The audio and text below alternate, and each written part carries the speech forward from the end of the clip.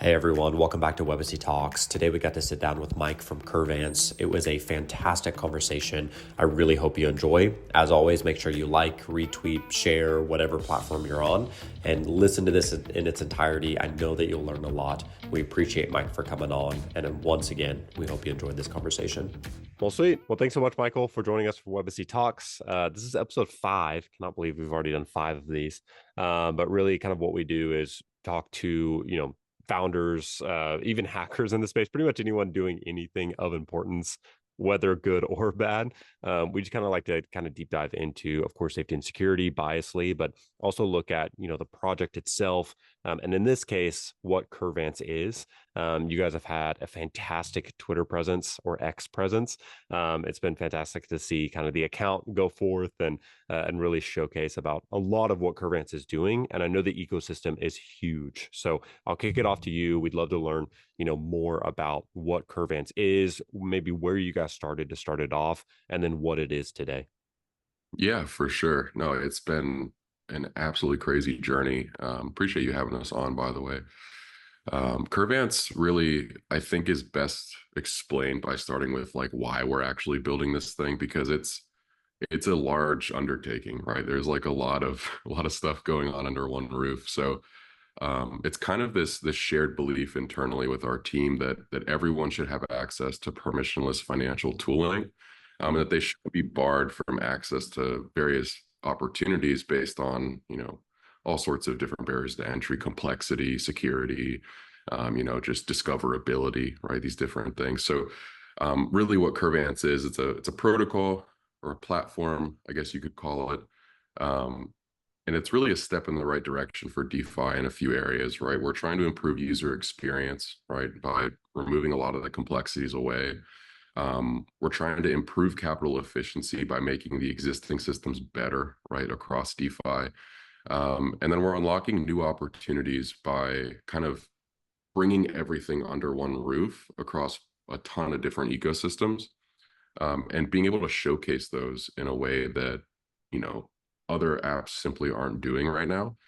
So like you could view, for example, you can compare and contrast an opportunity on Barachain to Monad to Movement to Optimism all on the same screen, right? You don't have to switch wallet connections or anything to see that. So um, yeah, if I was to expand on sort of what Curvance is, I think another good way to kind of visualize it is to actually compare to the travel industry, right? Before the advent of things like Expedia or Google Flights, um, booking a flight was cumbersome, right? You'd have to go to each Mm. airline website, compare manually all the pricing, and eventually figure out which one you're going to book. You book it. Well, now you need a hotel. It's the same process. Now you need a rental car, same process. And by the time it's done, you've spent 2, 3 hours, right? You have a ton of time, mental energy. You probably didn't get the best deal, right? At the end of the day. So that's pretty much how DeFi is today, right? It's extremely cumbersome. You have to have 20 tabs open. You spend, hours and hours digging through crypto Twitter and YouTube and Telegram, Discord, like anywhere you can to find alpha, right? And discover the next thing that you're going to do. And that's not good, right? For onboarding people. It's not good for anyone really, right? I guess it's okay if you're like one of the degens who's in there making a lot of money from these opportunities, but broadly it's bad. And I think that there's a lot of effort happening in companies like Coinbase to onboard people into the space. And it's our job as application developers to make it friendly to use. Yeah, no, that's awesome. And I like how you said kind of financialization for all, in a sense. I think that is a really good analogy because I mean, before Expedia or like comparing hotels, like hotels.com, right? It was compare one hotel to another and find the cheapest rate or find the rate that works best for you. And so I think that's a really good analogy because in terms of, and I want you to deep dive though, because when you say compare prices, right? For a non-trader, what are you actually comparing? Are you comparing like the arbitrage between services, or are you looking at different price points across different dexes? Like, what does that look like? What does Curvance really achieve there? Got it. Yeah. So I guess it'd be easier if you explain first, like how it looks from like the user experience. So, really, what Curvance is, it's a layer that sits on top of existing DeFi. So you have all these different already active flywheels and opportunities underneath, right? So you have like aerodrome LPs, velodrome LPs, curve convex positions, LRTs, LSTs, interest-bearing stables, so on and so forth. So as a user, right, you're participating in one of these opportunities, and we call them strategies. Um, and the protocol is essentially taking your asset and it's giving you either a C or a D token to represent your position, putting it into an ERC4626 vault, which is shared with everybody else in the same strategy, and then routing the asset to the underlying protocol, right? So when we're talking about comparing and contrasting, we're really looking at the opportunities for that specific strategy. So that could be yield, right, is a big one that people will compare and contrast. Maybe you're farming, LRT plus wrapped ETH LPs on ETH mainnet, and there's a better opportunity somewhere on base. It's the same assets, but it's higher APR. Well, now you have visibility into that, right? Maybe you're trying to loop or leverage LRTs to farm points, right? In these different point campaigns, you can compare interest rates, right, and available liquidity for looping across different ecosystems. So there's a few things that you can kind of compare and look at, and it really depends on the strategy and the asset. But I think that understanding that portion definitely helps visualize that. Yeah, yeah, that's really good. That's really, really good. And so when you guys say too, you're, kind of easing that onboarding for users, are there other steps not only for DeFi users, but for the crypto agnostic, right? Or not necessarily agnostic, but those who are, I hate the word, but like crypto noobs who are coming in, they don't really know. How are you guys taking steps to really onboard users like that? Yeah, so for us, that's going to be like a later stage thing. Obviously, like there's a ton of things you can do with like account abstraction or Hmm. MPC like setups and stuff like that. But um, for now, like the initial product is really making the existing workflow easier. So our main target in the beginning is really like four areas. We have retail investors, which are people like you and I, right? We're just out there using crypto products and doing these different things on chain. We have institutional investors that really are like liquid desks and delta neutral funds, and then we have token issuers or like DAO treasury managers, and then we have chains, right? So those are like our four initial customer audiences, and then once we build a moat, we get the lindiness effect. We kind of establish all of that as a viable product that's trusted and people want to use.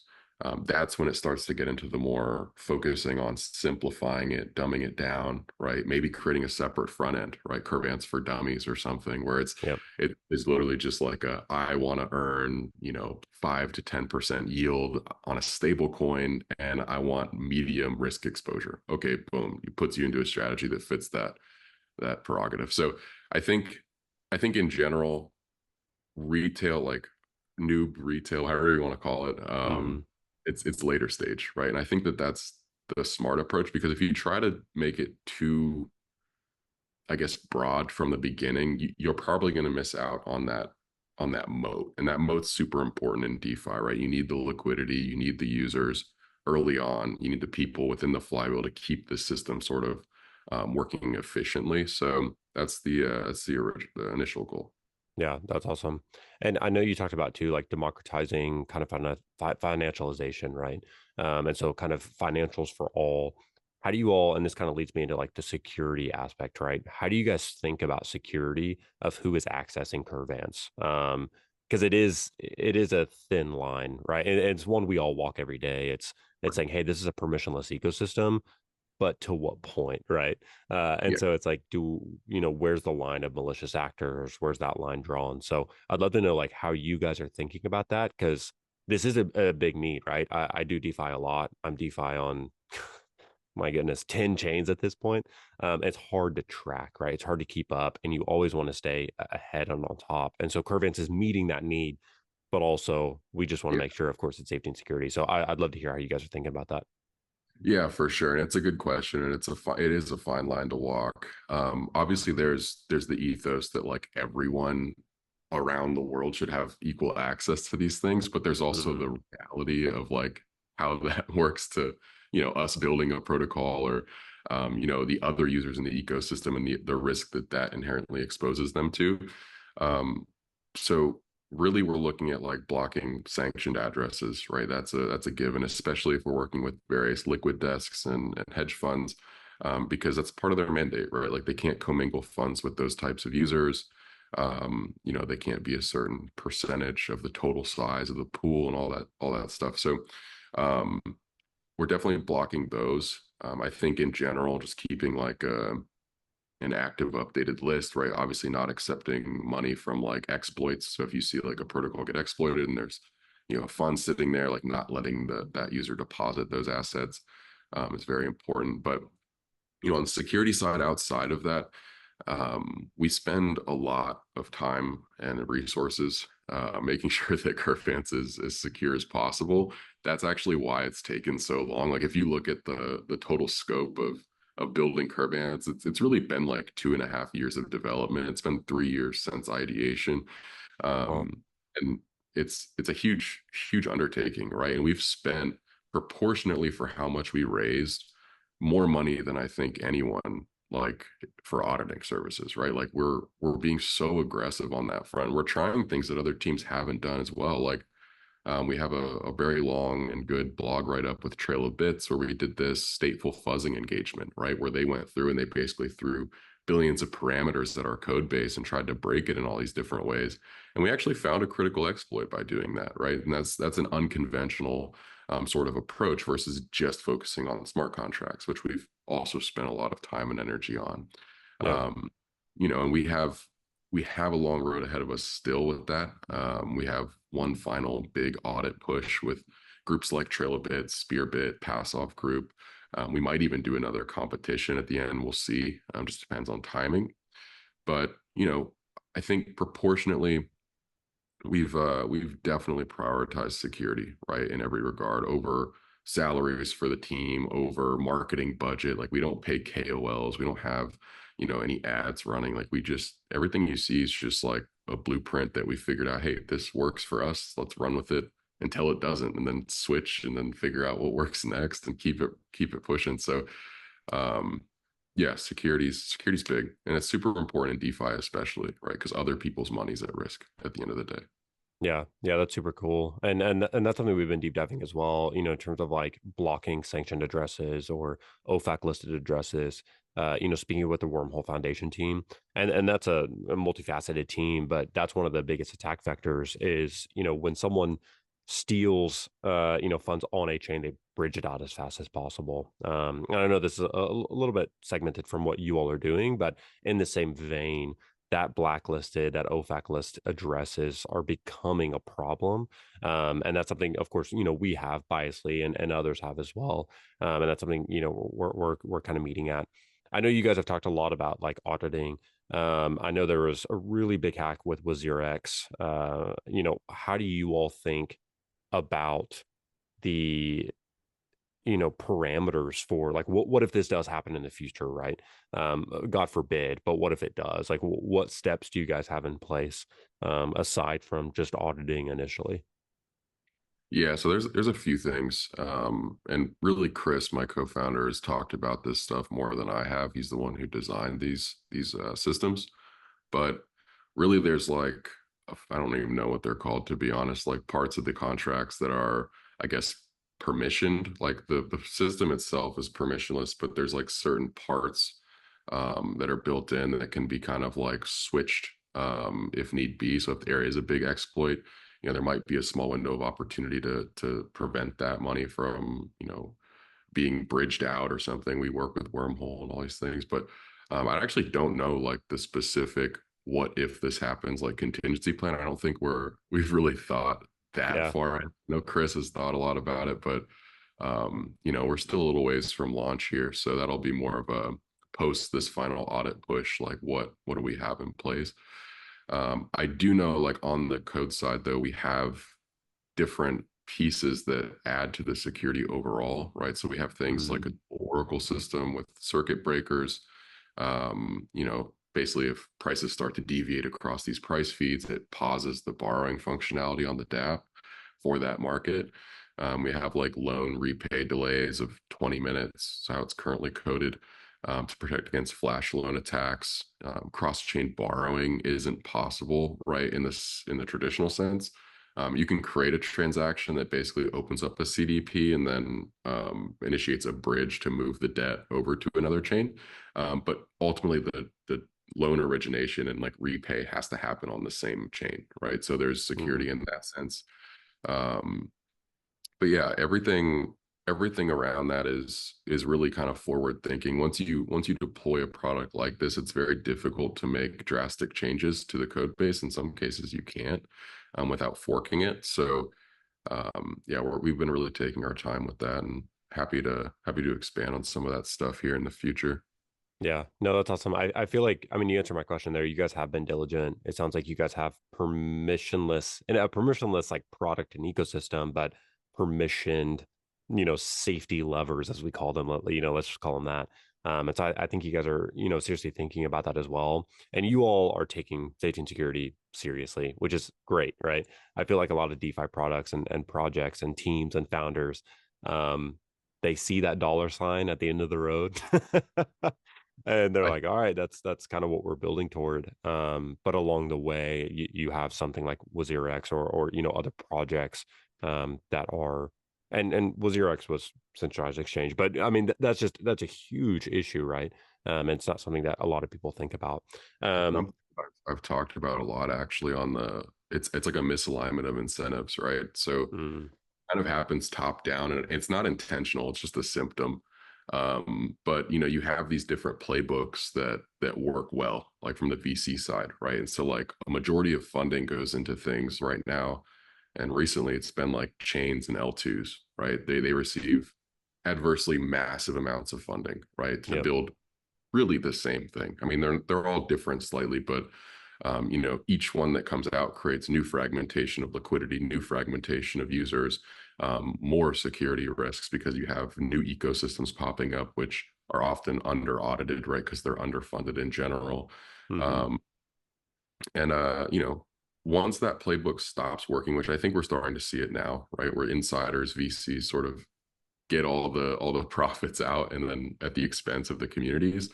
I think you're going to see that sort of flip flop, and applications will start to receive better funding, larger war chests, which will help with things like auditing. Right? We've really like bootstrapped a lot of this stuff. Like for how much we raise, we really didn't oversell. We don't pay ourselves exuberantly. We don't blow money on conference events or like whatever. Like we're very frugal with things, and we try to allocate to what's actually going to make the product safe and secure. So we'll see it. Hopefully this cycle is the one where people sort of start to see that reversal. Yep. I think you hit on it. What are your thoughts on chain fragmentation? I mean, that's such a hot topic. Ethereum Foundation came out and said, hey, this is the future of the EVM ecosystem is essentially fragmenting across L2s. And so how do you all think about that as you guys are supporting 7 chains at launch? Are you guys going to support the mass amount of chains that continue to pop up? I mean, in the last, this quarter alone, I feel like I've seen 5 launch and they're raising, Series A at 250 million.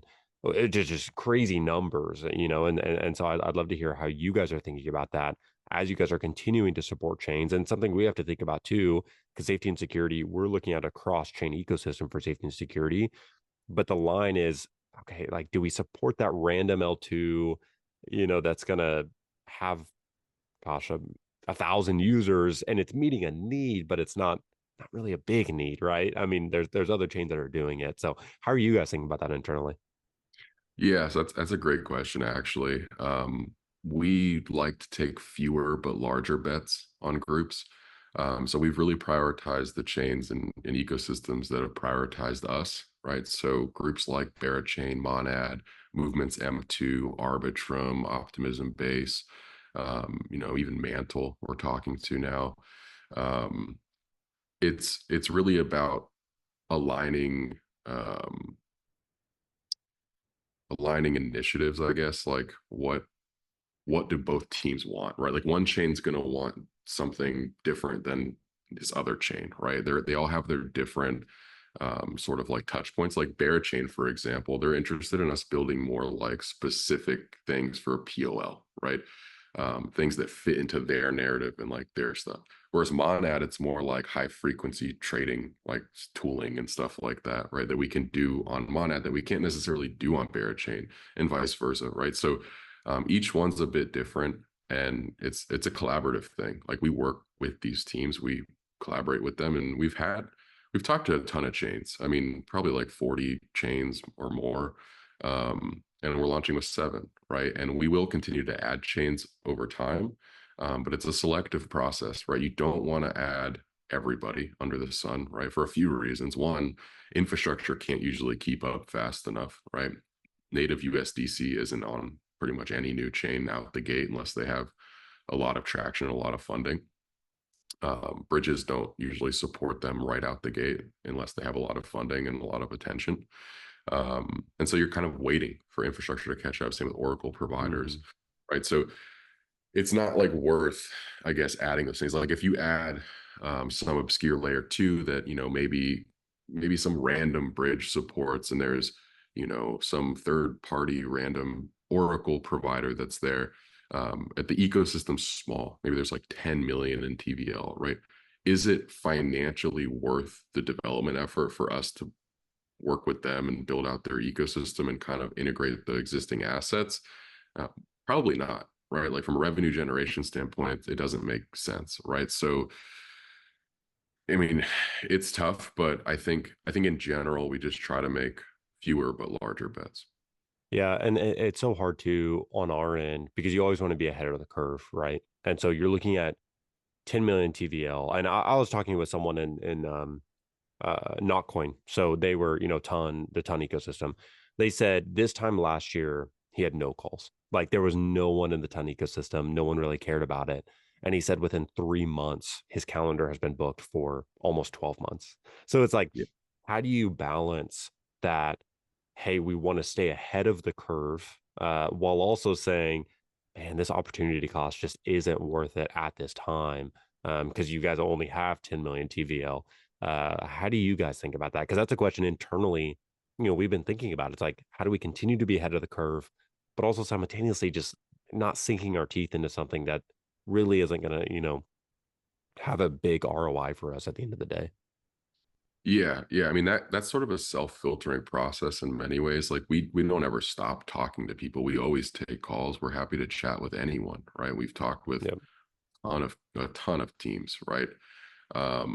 And it's just a dialogue, right? Like at the end of it, sometimes it's just not a fit from the initial call, and it self filters, right? You're like, okay, well, you don't even have a bridge support yet, right? Like we can't integrate you even if we wanted to. So, reach back out when you guys have a bridge, right, or whatever, and then that gets pushed down the road, and it filters out that way. Other ways, we're pretty honest with like all these groups we talk to. We just say like, hey, we're going to prioritize the groups who prioritize us. So like, here's areas that we think that y'all could help us, right? Maybe it's in funding some more security work, right? Optimism and Arbitrum have been helpful in that regard for us.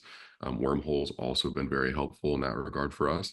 um, or maybe it's like, hey, you guys have a massive treasury, right? Maybe we can get an agreement where over a certain period of time, this much of the treasury ends up sitting on Curvance as TVL, right? Helps us build that moat, and these different things. And in turn, right, they have requests of us. And it's like, okay, well, we would want you to support XYZ parts of the ecosystem, right? And prop them up and sort of, give them exposure to the broader your community, right? So it really just depends, but I think it self filters most of the time, right? It Yeah. very rarely is it like you have to really make that decision of one or the other. The only time that's true for us was when we were choosing like which bridge partner we were going to use, which we went with Wormhole at the Yeah. end of the day. Yeah, that's really good. The self-filtering, I think, is something as you continue to have conversations, it does kind of at the end you do kind of synthesize and start to stack them up, whether advertently or inadvertently, right? I think we all have kind of a tier list of L2s at this point, in our own head. of the teams that we've talked with, or also seeing their presence across socials.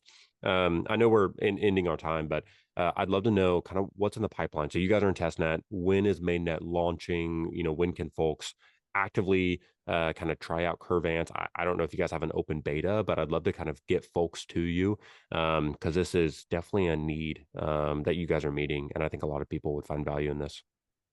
Yeah, for sure. So, like I mentioned earlier, we have one more sort of final push of audits to do. So, go live date is TBD until those audits are finished, right? We're expecting Q1 of next year, but again, it's very dependent on when and how those audits go and when they conclude. Um, there is a testnet open right now. So app.curvance.com, you can go check it out. There's tasks to do. So as a user right now, the most important part for us is getting feedback on the current design. We've been making changes and adjustments to the dApp since we released testnet months ago. There's a feedback form after doing all these different steps. And if you complete that feedback form, you get bytes, which is the equivalent of like our point system.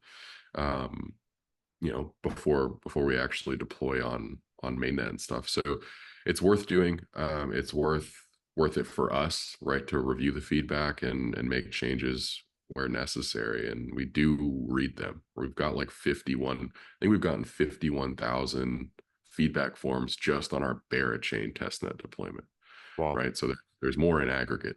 So there's a lot to go through. um we read them. Chat GPT helps with a lot of it, right, aggregating a lot of the stuff. But um yeah, I would say just get involved that way. Also, our community is very vibrant, right, super active on social media and in Discord, even Telegram to a certain extent now. And there's roles that you can achieve, and there's games you can play in the Discord. Jump in, get involved, you get some of those higher tier roles. We get, exclusive perks and access to the higher roles of our community. Yep. It's a fun time. That's awesome. That's awesome. I have one more question if you have time for it. We just released our security for AI agents. And so that's been a big topic. Truth Terminal, Coinbase, CrossMint just announced kind of their SDK for AI agents. How are you all thinking about that within the DeFi space? Are you guys going to allow ChatGPT to spin up a new wallet and start trading? Or like, what does that look like for you guys? I mean, for us, I don't think it really matters a ton. Like if an AI wants to trade on Curvance, go for it, right? It's just another user at the end of the day. But we are looking at AI like internally more on the front end side, future state, right? Like pairing it with like an indexer that we've built. We can look at like things that users are already sitting in. Like, so the example I gave earlier, where it's like you're sitting in this, ETH LRTLP on something on Ethereum, and there's a similar risk profile asset somewhere else. It can actually notify you, like a notification system that's account specific, and say, hey, I notice you're sitting in this. There's this opportunity here. Would you like to migrate the position? Then you can click it. The tooling does everything, and it moves it over. And you didn't have to think about it. You're just like, done. Right now, I'm getting better yield. So Yeah. I think there's a lot we can do with AI in general. But yeah, if ChatGPT wants to use Curvance, go for it. I'm deploying all the agents on Curvance. I think I'll have like 10 agents trading across different or seven across the different chains. But well, awesome. Well, thanks so much, Michael. This was a fantastic conversation. App.curvance.com, right? Where people can go to. Yeah, you can just go to curvance.com if you want. There's a Cool. little open app button. Cool. Yeah. Awesome. Well, yeah, definitely provide feedback. Fantastic conversation. Thanks so much for joining, Michael. I really appreciate it. I appreciate you having me. Have a good one.